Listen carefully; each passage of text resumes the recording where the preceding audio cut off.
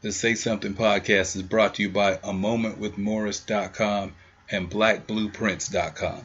That's blackblueprints with a Z.com.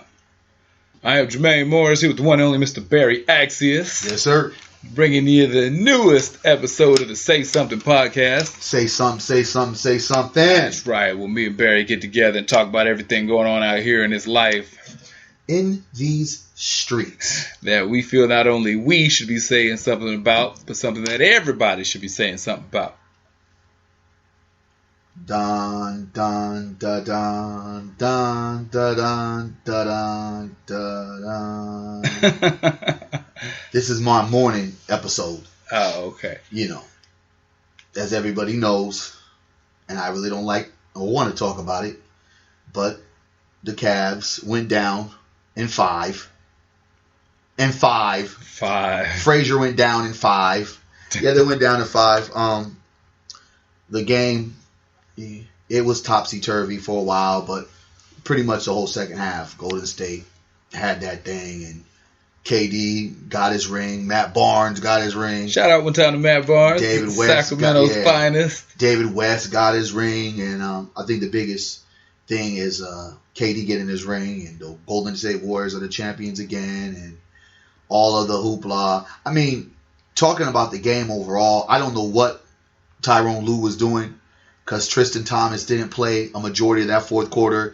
He kept Colvert in there for 3 points and 3-point shots, and a lot of it, he played small ball, and they kept on getting beat on the inside with these passes and these dunks, and Kyrie Irving wasn't playing, and Kevin Love sat on the bench for most of the first half, and I just think that LeBron James did everything he could do, but losing that critical game, game 3? 3, yeah. I think even the fact that they had won the game 4 and demolished the Warriors, that was bound to happen. I think if they had pride won, to get you one. Yeah, I mean, I don't think it was pride. I think that it was just the fact that they started playing their game. If they had won both those games, you could lose a game 5, you come back and win a game 6, and now game 7, it's all up in the air. Yeah. Yeah, the Golden State Warriors are the 2016-2017 NBA champions. I still stand strongly on my stance. I literally watched 0 of this game. I wish I could, but I'm such a LeBron homer for the fact that everybody put so much hate and emphasis on hating LeBron. So I'm a LeBron guy because I respect the brother for not only being a stellar athlete, but for overcoming the obstacles and also being that one player that was touted as the chosen one and lived up to the hype. He's went to, 8 finals, 7 in a row. And yeah, he's 3 and 5. 3 and 5. But at the same time, I mean, let's really look at some of these people's lives that are probably talking down about this guy. What have you been successful in one time? The people who are anti-LeBron? Yeah, what have they been successful with one time? I don't know who. I mean, just to be a champion 3 times, when you look at the level of players that don't have a championship, yeah. Karl Malone, John Stockton, Charles Barkley. You can go on. And for those who have one title, Drexler, for as good as he was, Terry Porter, Terry Porter didn't even have a title. You got all these different guys that has 1 or has 0. LeBron James doing what he's doing, 7 straight finals. You can call it what you want in the East, playing a juggernaut. And at the end of the day, Kevin Durant was just on a mission, and he just showed how good he really is. Yeah, well, I think the issue when it comes to LeBron comments, some of it is hate, some of it is. You just cut me off, but I'll just let you go. Oh well, because I was done, but you go ahead. Go ahead. No, go finish. Well, because the only thing that something that maybe jumps out when you say that is that there's a percentage of people that hate him just on GP. Yeah. Like just there's no logical reason to attach to it. They just don't like him. Yeah. There is a percentage of people who they have some basketball standard that they hold to him that for some reason in their mind he doesn't make up to. Once again, whatever. With him, the stuff that I hear about him is usually has to do more personality. And I think where he gets the short end of the stick is that he's one of the few people who's constantly, that his personality is to supersede his greatness for the game and for the squeaky clean life that he has lived. You never hear about LeBron getting a jaywalking ticket. But because there's certain character traits that certain people don't necessarily care for or value in him, that somehow tarnishes who he is. Whereas there have been other people historically who were horrific human beings. Yeah, everything from drug addicts to woman beaters, sexual assaults to theft, all that. And for whatever reason, those traits weren't as offsetting as for whatever it is that people feel about LeBron. I think he just catches a lot of unnecessary heat. And for the people who are the other players who have 1 ring or 2 rings, I don't know so much of that. There's a whole lot of them that do a lot of talking. I think it's more a lot of people on their behalf. No, I mean, there's definitely. You know what I mean? Like, you don't really hear Clyde Drexler coming out saying LeBron ain't shit. No. You hear more Portland Trailblazer fans or something. You'll hear, the athletes that have 1 ring or no rings. You don't really hear from them. I believe that in the era of LeBron, in the era of Curry, era of Iverson, or whoever else, another great player that doesn't have a ring, when I see LeBron James and when I look at Curry, LeBron James is everything that a lot of men in general would love to be, right? The dude is built like a tank. He's mobile. He's quicker than lightning. And he's just so versatile on the basketball court, right? So he has that kind of aura and that kind of like, damn, look at that guy. He's basically a quicker, more athletic version of Karl Malone, a little bit slender, right? Then at the same time, Curry, he's pretty much the average height of a man, more or less in the NBA, but of a normal guy, yeah. Right? He's a little bit taller than average. And then you have him being kind of a baby face. Came into a good home environment, which is kudos, and had his father, and came with some kind of those that don't know. Yeah, exactly. He came with some kind of NBA mystique, majesty, kind of legacy, second generation. And then on top of being second generation, he was the better generation, where a lot of it we don't see. A lot of times we see the second generation fall flat. Yeah, and the first generation kind of sets the bar, and man. Then the son. Think about Michael Jordan's sons. I wonder what they're thinking when they haven't even sniffed the NBA courts, right? So what I find it was so interesting is like when you go into the Game 4. At Game 5, not it happened. Game 4 doesn't mean anything, but I found it interesting how Curry was nowhere to be found. LeBron James played at his highest level. He averaged a triple-double through the whole final. If it was LeBron on the other way, and the other hand, it would have been a hailstorm of hate on LeBron. Like, he cannot do anything right. Then, in the same sense, where you have Curry, he gets passes. And he's always gotten a pass, and I think that's what made LeBron so frustrated off the fact that the league was trying to transform into a Curry league, and it was just like what about me? They try to do that with Derrick Rose.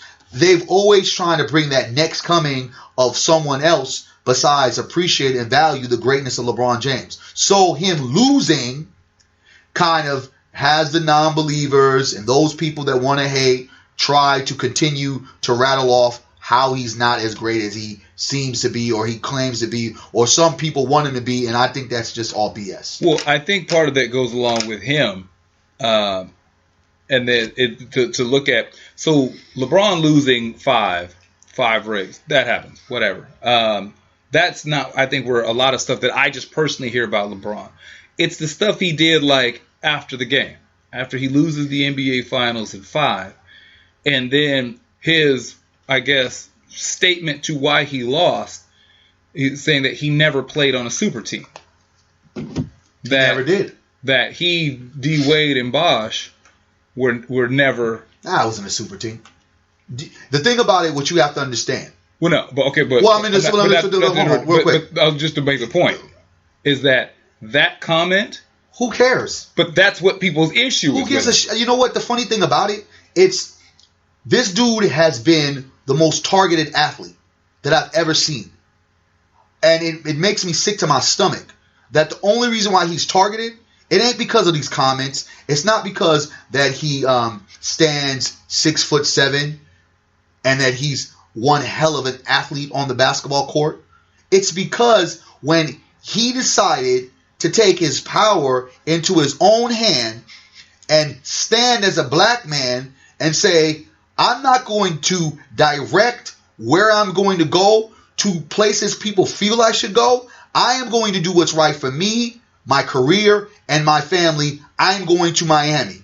I'm not going to tell the owner because I've given him enough of what I'm going to tell him, but I'm going to do it the way that I want to do it. That's been the big mark on LeBron James. Before that, LeBron James, yes it was, man. Before that, it was. I was right there watching the whole thing. Before LeBron James ever made that statement, or before LeBron James ever did the decision, LeBron James was the next coming of Michael Jordan. He was a poster child, and everybody loved him. Matter of fact, I can sit there and say that I didn't care too much about LeBron James because I was tired of people trying to put him on a pedestal. I felt he had to go through a few more heartaches and pain just like any other NBA player. But that's when I didn't really realize how ridiculous this league really was and how fans are really that critical and how they could burn jerseys, criticize a person that after he made a decision, he gave the money that he raised for the decision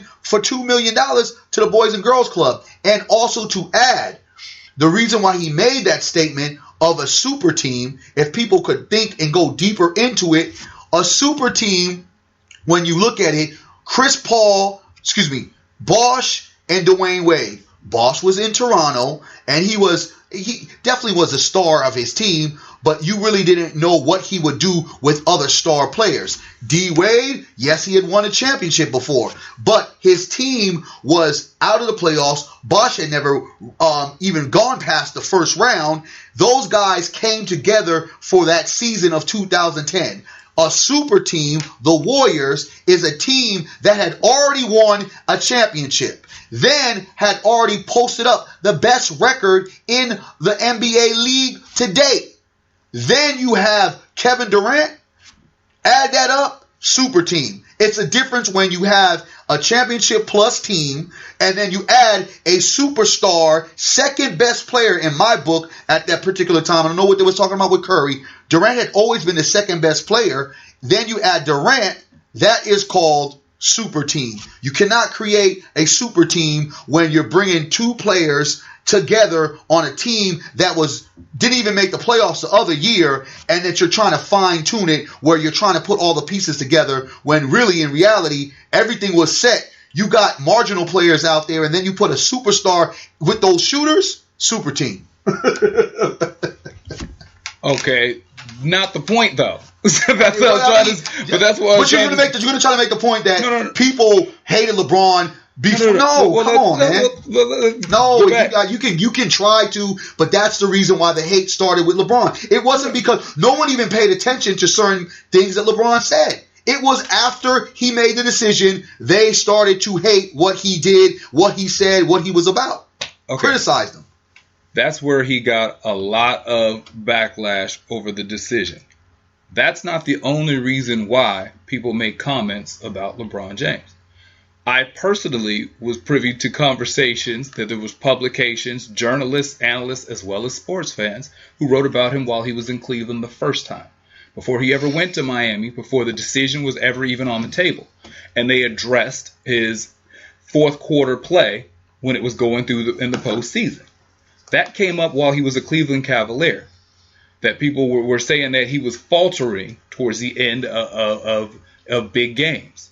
That was really had to do more with the Boston series, and he had issues with Detroit. So, what are you talking about, Detroit? Do you see the play that he did with Detroit? Okay. Come on, get your facts right. It had nothing to do with Detroit. And one thing, how can you talk about fourth quarter? I'm just going to sit there and say, how can we talk about fourth quarter when LeBron James took his team with nobody to the NBA championship?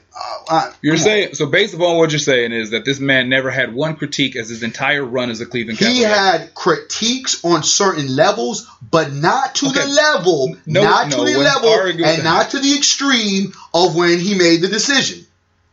Once again, not the point. Facts. I'm not fine. That's not what I'm talking about. You're saying that nothing came up about him until the decision. I'm saying that's not true. Was it to the same degree? No. I'm saying that there's a percentage of people who had issues with LeBron, but I already addressed that there's people who hated him just because. I already addressed there's people who hated him for you can throw the decision in there. And there are people who hated him for no reason. I'm saying all those things being considered. Some of the things that came up about him that had nothing to do with the decision, they addressed the way certain offhand comments he would make. There are people who have nothing to do with his basketball acumen, nothing to do with his ability to score points or get rebounds.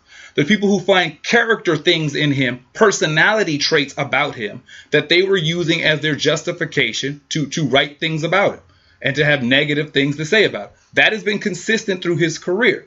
An example, which what my point was, is right after this finals, where he said he never played for a super team. People then gravitated to that, saying this is another thing that he says that kind of rubs people the wrong way for his personality, as opposed to just saying, I got beat by a better team, as opposed to just saying, we're going to come back strong next year. There's the little silent underdigs that people run with. That was my point. You know what? Who gives a fuck? Because before we went on the run, right? Like because at the end of the day, I don't. As much as he takes, and that's what I was bringing up. What I was saying, as much as he takes, as far as criticism, as much as he takes the higher road, if he feels like he wants to have a moment or a few times where he says, "I didn't play for a super team," I don't knock him for it. And you have more critics that will try to dissect his game instead of embrace his greatness. So, I mean, I don't mind when someone wants to be cliche, or in the great words of Iverson, practice. You're talking about practice. Like, those kind of things are going to be, some of those things star athletes who have to deal with the amount of pressure that they have to deal with on an everyday basis is going to say. And I'm okay with it. I really think that everyone wants to dissect somebody, but has never lived in somebody's shoes. But instead of looking at it at the great feats and great accomplishments, like, damn, this dude has come and actually went to 8 finals. How many finals did Jerry West go to, and how many finals did he win? But we never talk about that. We never talk about the logo, and we never talk about how Wilt Chamberlain, yes, he was great, but how many finals he lost or how many finals he went to. Let's appreciate the person for what he's done. Because to be honest with you, LeBron James, for the last 7 years, for his whole career pretty much, after the Iverson move, and even during the Kobe Bryant and Shaquille O'Neal wave that we went through, he has been the most talked about athlete that you've had that has continued to move ratings. His move to Miami, it made ratings. His move back to Cleveland made ratings. His leaving Cleveland made ratings. And if you don't have a LeBron, you don't have a Durant getting a title. If you don't have a LeBron, you don't have a Curry being able to emerge seemingly from nowhere and be in the position he's in. We should applaud. I'm going to applaud that man because he has been the most watchable thing in the NBA. When he leaves, the NBA will not be watchable. So now, take that, critics. Okay. All right. So, like I said, the purpose of why I was bringing up the personality traits that people bring up about is very similar to the stuff that you hear about Kevin Durant. That nobody insults Kevin Durant's game per se. No one's saying that he doesn't score enough points, or that he poor court vision or ball handles or none of that. The issues that people have with Kevin Durant are relegated to his, like I said, character traits and to his personality. And most of the heat that he has taken has been in direct correlation to that.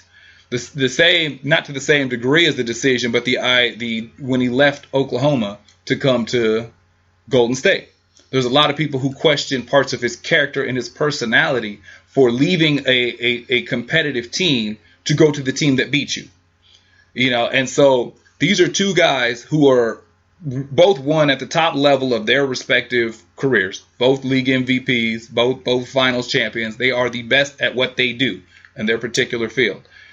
But yet it's things about their personality is which keeps getting pushed to the forefront over their talent in their job. And that's something that I think that happens a lot, but something that was the commonality between the two and something that was interesting, just something that I was thinking about as we go into this weekend. This weekend is Father's Day that is represented here in the United States of America. Listen, that is going to be a day with a lot of Negroes ain't going to be on social media. That's going to be a day. That's going to be a lot of brothers looking in the mirror and asking themselves, what kind of Negro am I? Really though? Oh, man. Well, I think if you ain't been for 365 days, I really understand. Yeah, you're right. But then I think because you're really going to feel it. To me, I don't give a damn about any of the holidays, as you know. Yeah. But to me, that day, I love that day because all of these sperm donors, these deadbeats, have to feel that pressure and have to know if any other day out of the 365, this one day is going to be the day I feel they will be, feeling the pain. Well, the thing about Father's Day that comes up and I'm sure there's a percentage of dudes out there who they really get in their feelings over the day. They can do some self-reflecting or they just get bitter phone calls or worse off, the phone just doesn't ring. Like the kids ain't messing with them like that. And I think there's a percentage of dudes that don't care. I think that if your kid is over 10 and you haven't been involved in that decade, you're probably not feeling a certain kind of way on Father's Day. You're 11. You probably moved on to whatever else that you're doing. But something that comes out that I think I understand it, but I think we probably need to curb a little bit are the women that come out for Father's Day. Like if you any social media post, anything that you find when Father's Day rolls around, every single mother comes out parading her accomplishments and her feats on Father's Day. Man, I'm the mama and the daddy. I work the ass and pay the bills. I'm doing it both. I'm everything, in this household, which I respect. If you're a woman that finds yourself in a position where well, first off, too, let's preface this with the exception of death. Or some kind of terminal illness or injury. If you're a single parent, most part, that is just really due to the result of poor mate picking. Don't say that. So no, let's just properly put that where it is. Don't go there, brother. If you are a single parent, and what I mean by single is not your relationship status, but single as in there is no resources, there's no help, there's no nothing from the other parent. Because a lot of people confuse that too. If the two parents break up and you don't have a man anymore or you don't have a woman, so you consider yourself your relationship status to your parenting, I'm a single parent. Does he pay child support? Yeah. Okay, you ain't a single parent. You're not doing it all by yourself. Your dating status is single. And you ain't got no man. But you're not doing everything alone. If he's taking Junior on weekends and he every other holiday, all that, you're not doing it by yourself. But if we're talking about when it's 100% all on you, typically that's a result of just picking a bad person. But why I think that's important that we need to get away from is because that mentality of I do everything myself, I'm the mom and the daddy, does two things. One, it removes the responsibility if you're raising a son, because you've now planted a blueprint that he does not need to do these things because he can find him a woman that does. There's not that ingrained, I need to get up and provide, I need to get up and work, I need to get up and protect because I have somebody telling me every single day how she doesn't need a man to do any of those things. So I just need to find me a woman who thinks like my mama. And if you're raising a daughter, you're raising her in the blueprint of finding a man that can do all these things is not a necessity, nor is it a deal breaker. Yeah. If he doesn't work, if he's not a provider, if he's not a protector, I'll be all right because I watched my mama do it by herself. So I don't need to go out and find a man that fits this criteria and has these traits and is about this life like that. I don't need to find one. I can find any dude. And if he doesn't, and if he falls short, I can do it myself because I watched my mama do it herself. Yeah. And why I tie these things in to what my point was with LeBron and Kevin Durant. These are both two men who were raised by their mother. These are both two men who are the product of a single parent household. So first off, when we talk about applause, more than I would give an applause to LeBron for making it to the finals 7 times, I would applaud their mothers for raising 2 sons who you've never heard about legal issues, you've never heard about crime problems, you've never heard, illegitimate children out there. They're not putting their hands on women. They're not doing all that. And they've gone to be the upper echelon of their respective profession. These are 2 women who raised up two good guys. So I give more applaud to them than I care about dude being, how many times you get to the finals. But something that is inherent within the traits when you typically start finding women who raise sons up by themselves are some of the same traits that are constantly brought up about Kevin Durant and LeBron James. Like, I respect your opinion in the sense that he didn't hear any of those things about the backlash till the decision. But one of the things that was consistently brought up about both those men is their indecision, is about their that lack of that overhaul of testosterone conquer. I'm gonna do all this myself. They're deferring to somebody else, like certain kind of things that are addressed. But that's what I'm referring to with things that came out about him before the decision. Those types of personality traits. So I think, is there something in that when you start talking about sons who were raised solely by women? Is some of that stuff, you hear all the time, a woman can't raise a man to be a man. That doesn't mean you can't raise a man to be successful. But even if you make it the most successful at your position, is there still some manhood stuff missing?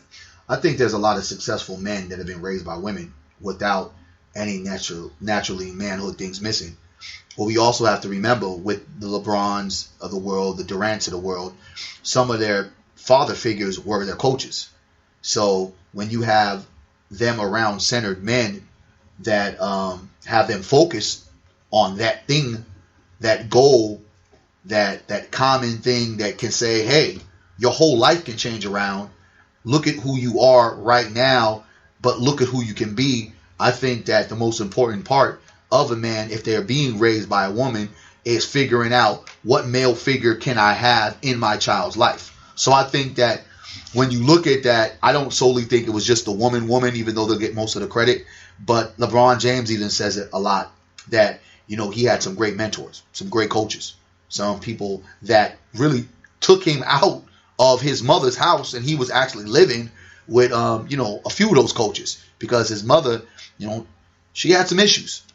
So I look at it that now, speeding forward to where this generation is, you can see the lack of that male figure with so much of the things that I see with a lot of our youth, a lot of more sensitivity, not knowing and understanding how to respond, certain behaviors being more girlish, don't want to sit there and be sexist, but I mean, there are some woman trait that a lot of these men come out of, not knowing certain traits that a man is supposed to have. Like, you have a lot more men into pimping, right? There's a reason for that. It's not because that, their fathers are training them into it. It's almost kind of like, well, hey, I've seen my mother, my aunties, and whoever else is raising me as a woman do everything for me, or I've seen them in bad relationships, and this girl is giving me a pair of socks, so I'm going to be pimpy gold, right?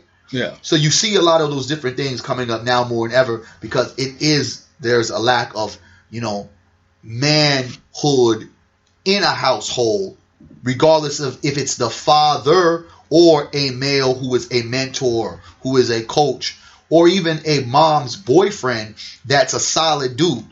So I look at that when you talk about indecision, I look at it more of a smart business move. So I don't really necessarily see it like that, because I still understand that though they didn't have a particular male in the household with the athletes, they had coaches that saw the potential and moved as male role models or real models and fathers, where now a lot more of the shift with the young people on the streets, where these males really lack that and need that because they don't know how to do anything for themselves. Okay, we're just using those two as an example, because and why I use them also is because there's this notion that because you don't go to jail and because you make money, then like there especially within our community, there's this premise of, well, he didn't get the cops called on him, and he got bread.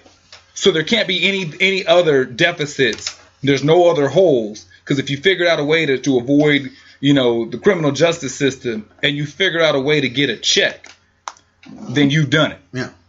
And I think that type of flawed thinking is where I think that, like I said, where we start seeing, well, I think more so just a question. Because, like I said, I use those two as an example just because they're wide range and most people can kind of gravitate to the traits that I'm talking about. If you've ever seen them or you've heard some of this before. Well, if you agree with it or not, you're more likely than not, you probably heard some of these things about one of these two guys. Well, here's the thing about it. When you talk about, I've got them to be where they're at, they haven't gone to jail, they made money.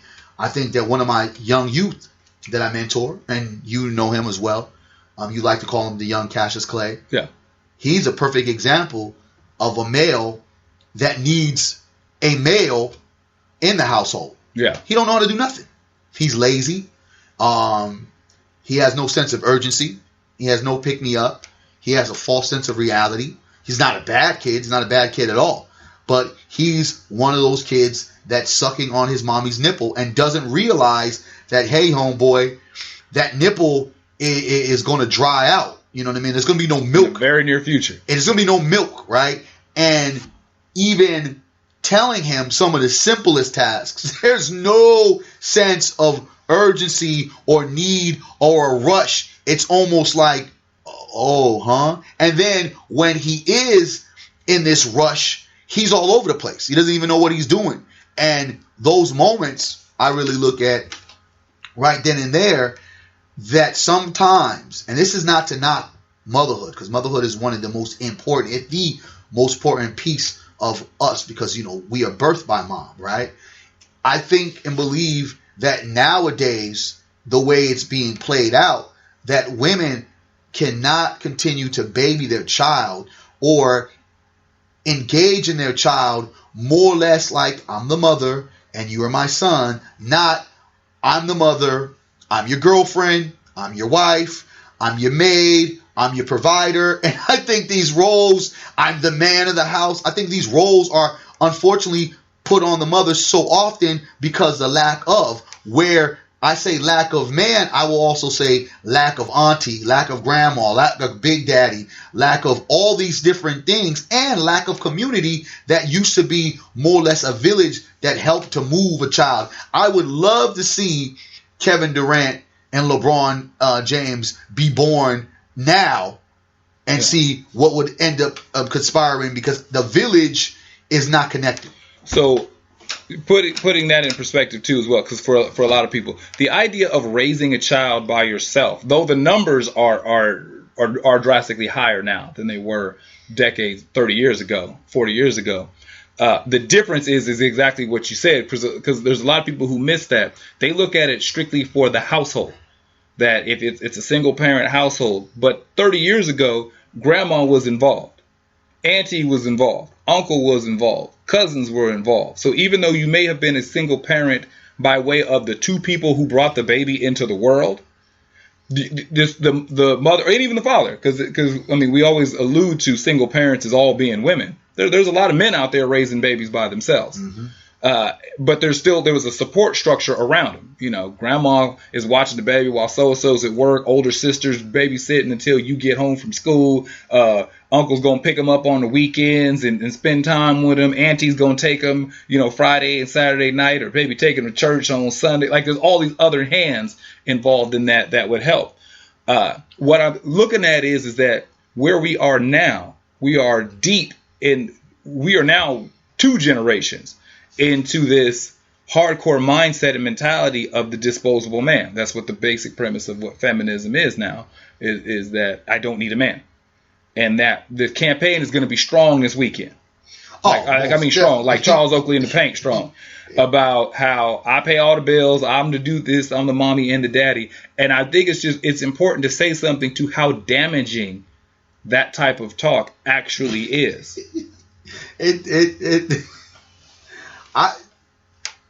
Why do women want it so bad to have double holidays? Well, because it's the validation. Because sticking right on that, you don't see single parent men popping up on Mother's Day talking about, I'm the only parent. I'm this kid's mother and father. Even if that's true. Mama could have passed away. Mama could have been locked up. Mama could have ran off, whatever. And really it is one, a good example of my older brother. At some point in time, his baby mama decided she didn't want to be a parent anymore. More or less. Here's your daughter. Holla at you later. And he had a little girl who it was just him. Mm-hmm. And though in that household, he was the one, he was both parents. He was doing everything from, making sure her hair was braided, getting her cleaned up and ready for school and all that. You were never going to see him on Mother's Day talking about where's my free lunch at Denny's. Mm. Who's taking me to the Olive Garden on Mother's Day. Mm. Like, we just innately don't have that. And I understand why women have that need, like woohoo, like pay attention to me on this day too, because I'm doing it all. But I just think that that's important that we address like what that really does and what that really looks like. Like I said, these young boys, it is your 6-year-old son being the man of the house is crippling it. Oh man, and that's another fact of when we talked about the terms of the roles the mothers play, yeah. The mother also inflicts the role of you are the man of the house. And I think that that's always been a deficit when we speak upon those kind of things to young people. That young. Oh, you're how? I didn't even got pubic hair. You know what I mean? So in that sense, I cannot stand the deadbeat Negro with no stretch of the imagination. I have friends that I can't be friends with them to this day because of their deadbeat syndrome. Yes. I practice that just like I practice not using the N-word. Really religiously. Because I don't feel that if you can't take care of your own, there ain't nothing you and I can associate with. There's nothing that you and I can break bread with. And how can I really trust you with anything if you can't even handle your business with your own? And I've gone through hell and high water with mine, still do. And my daughter's about to be 21 in July. Okay. So I don't want to hear about my baby mama tripping, blah, blah, blah. I've went through it all. And, we still have a mobile relationship where we conduct our business with our child. So that being said, I still think that to me, it's very petty that women find a way to slap in the face of the men who are the standard, for the men who do step up, for the men that are great fathers, to slap us in the face and say, well, because of Tyrone and Joel that you chose. Yeah, exactly. That you pick, that you decided, that you knew was running wild, that you knew had 54 bitches, that you knew had 3 or 4 baby mamas per before you even injected. That he wasn't taking care of them kids. Okay, that you decided to sit down and lay down with him. That becomes a you problem. Right? Now, there are certain circumstances. We were together. He seemed cool. He ran out. Okay. But that could be vice versa as well. So sometimes I think going into opening up this subject in a broader sense, let's stop creating that poor is me, I'm dealing as a mother and a father, and let's start looking at, damn, I need to take accountability for the Negro I slept with. Yeah, because there's a lot of times where I've known women who it's them and their 2 kids. Okay, but ain't no 2 people in that house got the same last name. Man, facts. You know what I'm saying? And so at some point, you didn't marry the dude, 2 kids by 2 different dudes. And you'll sit there and say that you got there ain't no real men out here, and that your baby daddies are both 2 dudes that ain't shit. At some point, there needs to be the realization that out of the potential, 4 billion men walking the face of the earth, you pick 2 ain't shit dudes to procreate with. And B, what is it about you that not only do you attract, but are attracted to? These ain't-ish individuals. because there has to be some kind of ownership. And the reason why, why I think that's important to address and to say something about, it's like I said, I think there's a lot of women who don't mean anything by it. I think that they look at it is that I'm going to take this day because I'm putting in this work too. Yeah. But I don't think they realize, like what you're saying is how it is a slap in the face of the men that are doing their part. That there is a division and a difference between men and women. That the roles that we have and how we operate and what we bring to the table is not the same. It's not a value system of who's more important. It's just different. Mm-hmm. And when you negate what a man's significance is, you then set a precedence to the children that a man's presence is insignificant. Nice. So if you're campaigning that him being there is insignificant, you are telling your son, I don't have to be there. Yeah. I've been taught my whole life that a man being there is optional. I can choose if I want to be an involved father. Mm-hmm. You're teaching your daughter. I've learned my entire life. My mama says she got both. If you can find a man that sticks around, cool, but you don't need him. What do you think that changes the parameter for the type of male she goes out to find? Mm-hmm. The type of male he grows up to become. Mm-hmm.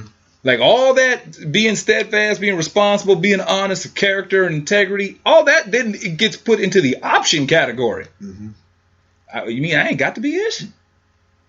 I don't have to find a man that's ish?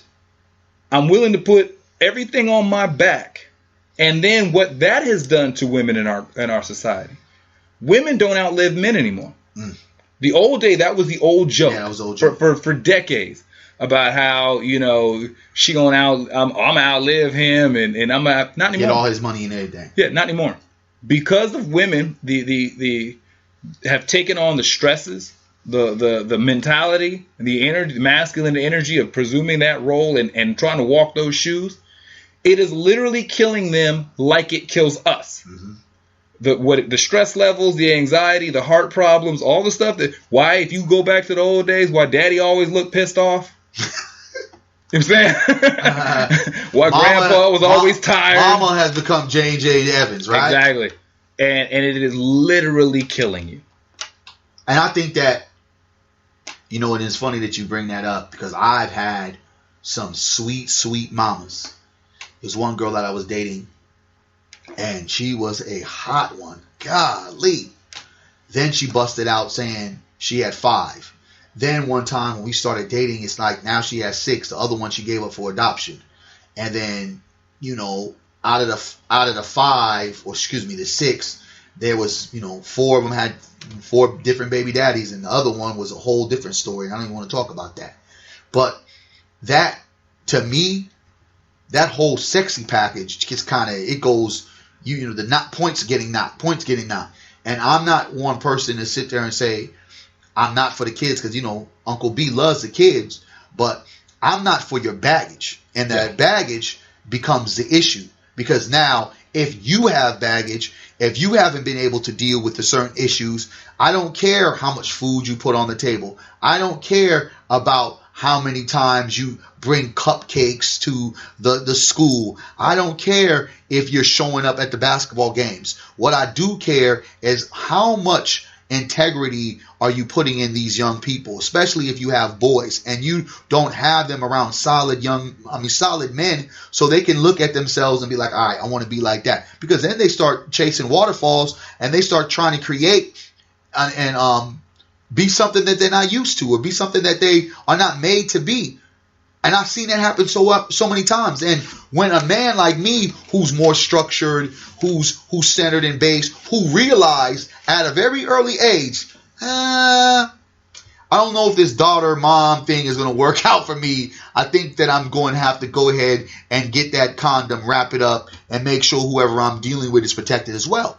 Because I am not going to go ahead and continue to have a whole bunch of baby mamas and a whole bunch of berry babies running around these streets, and as well as learning and understanding that I don't really particularly want to deal with a woman with that many kids because I'm dealing with so many different personalities. And when you're coming in and some of these kids are teenagers and you haven't been able to blend your brand or put your stamp on it, so to speak, to help move these kids in the right direction, damn, they're almost a wrap, bro. Okay, a couple things, because I don't want it to feel like it's just coming down on women for your It ain't. No. The Queens love it. I love you, Queens. No, because I think that there's something. Happy Father's Day. No, because I think there's also some stuff that dudes jump on that too. So first off, we talk about multiple fathers. Age is a huge factor. So, you know what I'm saying? If you had a baby at 16 with some dude that didn't pan out, you met another dude at 22, y'all got married, had a baby, at 25. Y'all got divorced at 33. You met another dude who maybe never had kids. And so you got married again at 35 and had a third kid. That's 3 kids by 3 different dudes, and you're now 36, 37. That is a different scenario than 3 kids by 3 different dudes and you're 23. You know what I'm saying? So, and why that's important and why I think that needs to be addressed is because what that says about you to your children is different. Because if you have 3 kids of the first example, they can sit there and say, okay, mama messed up in high school, but she found a man that she was in love in a committed relationship. She had a baby. That relationship didn't work out, but she found another dude that was solid, and she married that man as well. And they had another baby to extend their family. Mom still respects love. She still respects herself. She's still carrying herself with a degree of respect and decorum for who she deals with. If you've got little kids that are growing up, and specifically boys, who 4 of them are staring at each other and ain't nobody got the same last name, mama can put food on the table. Mama can keep all the lights on. Mama can show up at the soccer games and take them to Little League. But what that says about mom is mama's vagina ain't ish. There is no value on it. See, you just got done talking and saying, thank you, ladies, we love you. And now you're going into saying the women's vagina ain't ish. No, that's the translated message. Hey. That's real. Ladies, he said it, not me. Oh, no, that's me. I'm just saying. Oh, that's 100% me. Remember, it ain't Barry Accius saying the crazy stuff. Oh, no. It's Jermaine Morris. And I stand on it. If you've got 4 kids by 4 different dudes who are relatively close in age. Oh, man, we're going to get hate mail today. I'm just saying. It teaches them that there's not that about. That doesn't mean that mom's not ish. It don't mean that mom's not a provider. It doesn't mean that mom kept the lights on. Mom did what she had to do. She kept food in our belly. The translation, dude, vagina value, nil. I can't. I'm going to come defend. Let me put my cape on. Go ahead. All right, let me put my Jason Whitlock on. Let me go ahead. Let me defend. I don't think necessarily that, because I'm going to let you know, the 5-pack, as I call her, she had some of that. Not the dude that messes with her. Her children. So the type of guys that they grow up into. Like how they value the significance of making sure that they're using protection. What they view is, the value that they put on the woman that they're sleeping with. If they grow up in an environment where they're growing up under a woman who just has babies with all these miscellaneous people, that starts to work into the thought process on the type of women that they find. I feel, yes, but vagina I don't think really has anything to do with it. I think that's just a phrase. You're cutting it kind of thin, bro, when you're saying it. They're hearing only one thing. I really believe it's basically focusing on who is that woman now? How much can she take? And when I dated that one particular chick, I saw that all of that baggage continued to grow with her instead of separating from her.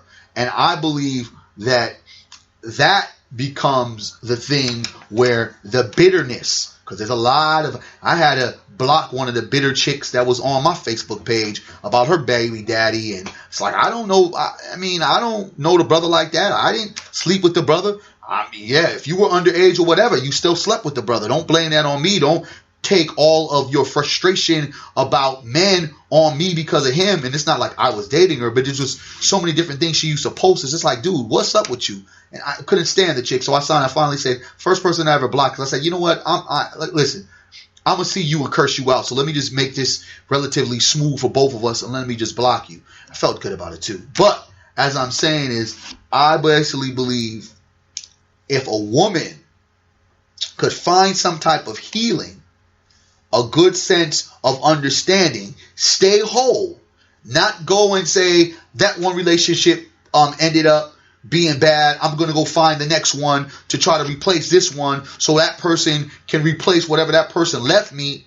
If you just chill, start to learn more about yourself, understand what you need to do, know the role of the woman that you need to play for your child, whether it's a boy or a girl, and understand the importance of putting some mentorship, another portion of that other person that your child is going to be missing, I think that comes into being a better place and an easier calm. It's usually when they bring in the extra baggage, I feel, is when everything hits the curtains. Okay. And that's when they start going and trying to looking for love in all the wrong places, a mistake, lust for love. Okay, well, I agree with that. I think maybe my point is more often than not, I would say that if you are 4 kids deep by 4 different dudes and all 4 are under 10, you're probably not there yet on that degree of healing, self-awareness, self-reflection, and healthily moving forward.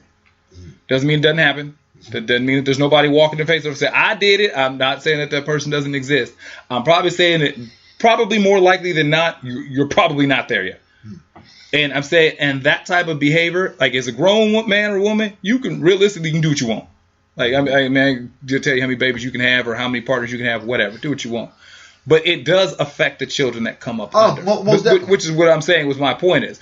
And so those things all being considered are necessary. So, I mean, we're going into Father's Day, and this is addressing the women and who are going to come out. They're going to come out in their parade. They're going to come out trying to get they daddy shine on.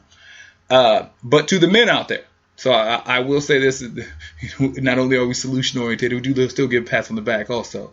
All the guys out there who are doing it right, because realistically, manhood is rooted in responsibility. Man. And the dudes who are doing it right, like me, don't look for the kudos. Not at all. And I think that that's a huge difference too. You don't see men who are doing it like they're supposed to saying, hey, look at me being a good parent. Not at all. You know, I think that when you have guys who are just getting silent victories, you know what I'm saying? Like they Tim Duncan. You know what I'm saying? You just look up and they got 25 and 15. Nah, I don't like to. You know what I'm saying? The reference. The reference. The no flash. flash, the no craziness. You just the workhorse. A little bit of Iverson for me. A little flash though. I'm talking about the dude with no flash. Yeah, well, the Lennox Lewis's of the game. Oh God. Once again, no flash. I'm more Tyson. But go ahead. Once again, no flash. I'm looking for the no flash dudes. The dudes who just go to work every day.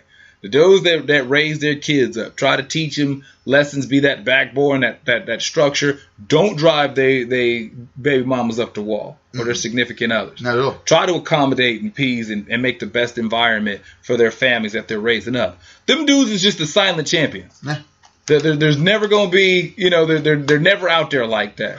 And so the chairs on the ground. So for the women that come in with that need to want to step on their day, take that into consideration also, that you're not stepping on the ain't shit dude because he's not repping the day anyway. You stepping on the dude that is the shit. You stepping on the dude, the silent champion. You stepping on that dude who go, like I said, who goes to work, minds his P's and Q's and does what he's supposed to. You're stepping on his day. Well, you don't have to worry about it, ladies, because you're not stepping on my day, because I hate all these European holidays. Mother, Father, Christmas, April, Easter, whatever it is. I do appreciate recognition, as being a great father and a father for so many. So I'm always going to, pat myself in the back.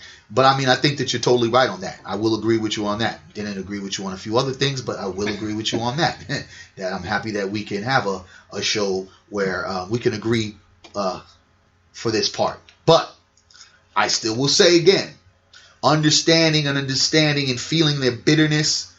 I am so with my queens because I hate a deadbeat Negro. Can't stand a deadbeat Negro. don't feel a deadbeat Negro. Don't want a deadbeat Negro around me because this deadbeat Negro ain't taking care of his seeds. But at the same particular time, queens, pay attention to that deadbeat Negro, right? Because the original deadbeat Negro was the white slave master, right? The original deadbeat Negro, right? So I don't necessarily feel that, and I feel every day, 365, we should be celebrated on our fatherhood and our motherhood.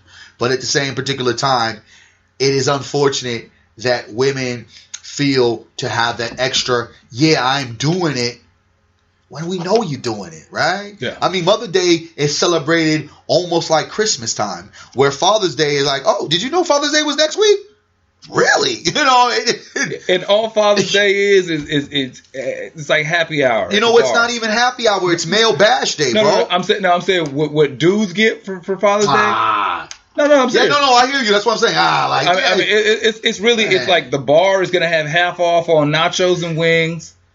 There may be a 20% off on your tea times if you play golf. I'm just it's really there's not a little fanfare. It's not at all. Not at all. It's like winning a ping pong championship. You're not getting on the cover of Sports Illustrated. Come on. There's no. if they saluted the male just as much as they saluted the woman for being what they are at that moment, I think that balancing it out for the fathers that are really fathered, because you got to remember, through the greatness of that child that is birthed by the mother, that great sperm had to get into that situation to implode into that great chrism that they have, right? So you need us. You know what I'm saying? Like, the man is very important in this positioning. Yes, and something that I look at, and this is my personal belief, and I believe that giving more of a nod to women than men, in my eyes, is okay. Just there's more done for women than for men. I'm okay with that, because I'm a firm believer in that. Fundamentally, the way that we're wired as human beings, the way that we're put together, we complement each other. But women are actually wired better.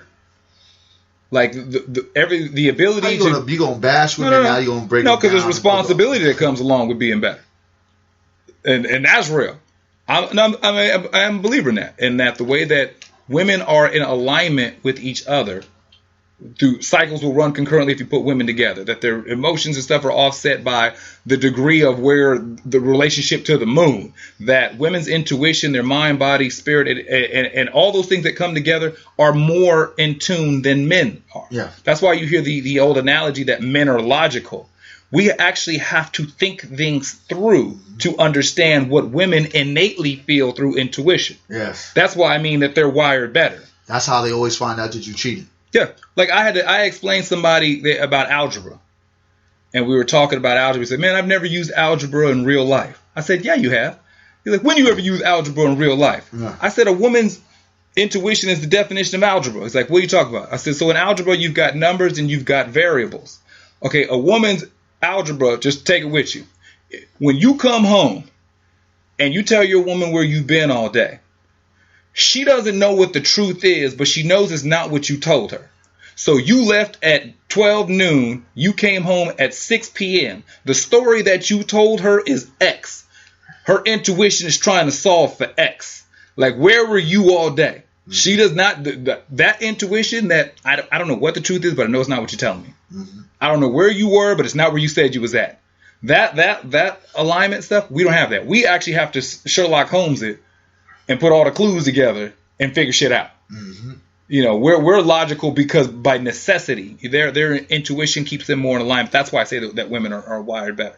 And like in the words of Spider-Man, with great power comes great responsibility. You got to be a little more careful and choosy about who you pick. And dudes, we need to put up a better product. No, we definitely need to put a better product out there. We have to always put our best. I mean, we have to ask ourselves, are we prepared to look at that for the rest of our lives? With or without. You're going to have to always sit there and say, that's my baby mama. That's I think the mother of my child. When we grow up, I remember being a kid and hearing say that don't get married unless you can support you and your wife without your wife working. Most definitely. I remember this is what I was told as a child. That's such an old saying now because I don't even think it counts anymore. And then don't have kids unless you can support you, your wife, and your child without your wife working. Because the thought process is that kid doesn't get ushered off to daycare or all these strangers are involved in raising your baby. That if you can't support your wife and you can't support your wife and your child, then you're not ready or in a position to procreate. You're right.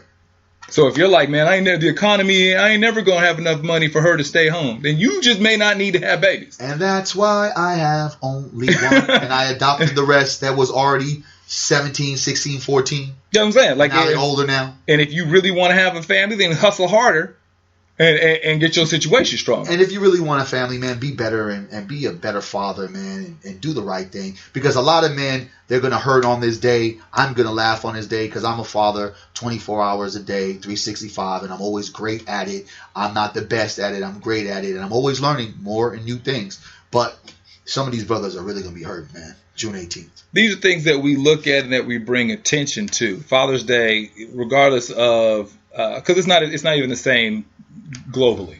That there's always every culture in every country, every nation, there is some day or some time period, some season that they use to represent each of the parents and show that nod.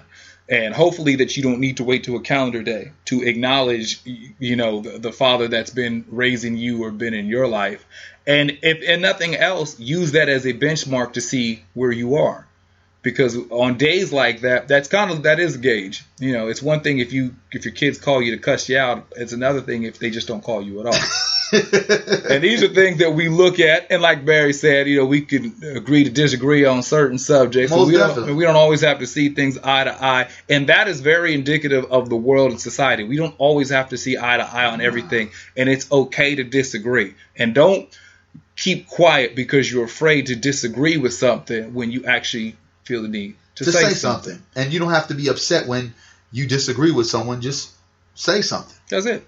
I'm Jermaine Morris here with Mr. Barry Accius. Barry Accius on Facebook. Thank you for all the new followers. Barry Accius on Twitter. I'm going to get on Twitter soon. And Barry Accius, no, not Barry Accius on Instagram. Team Boy on Instagram. Continue to like, share, and follow. Jermaine Morris on Facebook, at JMorrisCEO on every other social media platform. The show always airs on SoundCloud. We put the links up on all the social media sites. Share it, follow it. Tell a friend. Post it. Leave like comments. It, listen to it 1,000 times. And curse us out if you don't like something you hear. That's always good. Tell us do better. This was episode 26. Coming for 40, baby! I'm Jermaine Morris here with Barry Accius. Yes, sir. And until next show, we will holler at you later.